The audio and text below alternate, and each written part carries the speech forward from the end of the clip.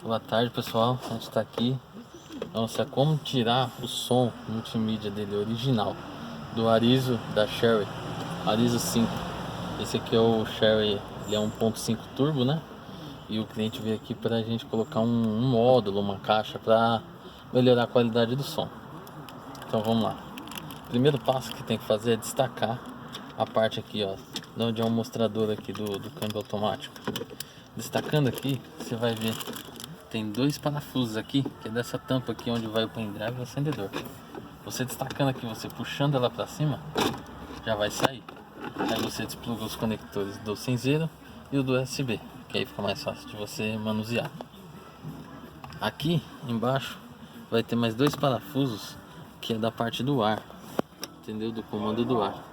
Você soltando esses dois parafusos, você vai tirar essa parte e vai ter dois conectores. Você vai soltar a travinha que vem aqui, certo? E a outra travinha também aqui, que aperta em cima. E você vai desencaixar aqui para você poder trabalhar livremente, entendeu?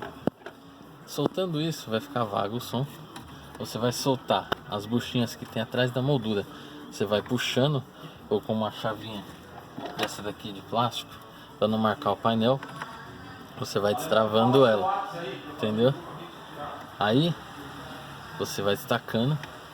Quando você destacar, automaticamente ela vai levantar aqui. Você já pode destacar as outras de cima, puxando mesmo, dando uma pequena puxada, ela vai destacando e você vai destacar a moldura completa, entendeu? Aí aqui atrás vai ter duas travinhas, que uma é dos botões do comando do som e a outra é do SD, tá vendo?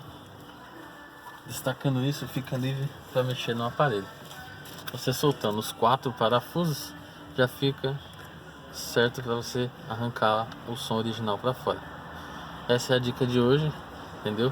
Como soltar o aparelho e sem machucar o painel. Pessoal, nunca tente pôr chave de fenda, sempre usa um kit de chave assim ou uma espátula de silicone para não marcar o painel do cliente, entendeu? E não ter problemas aí pela frente. Obrigado aí, uma boa tarde.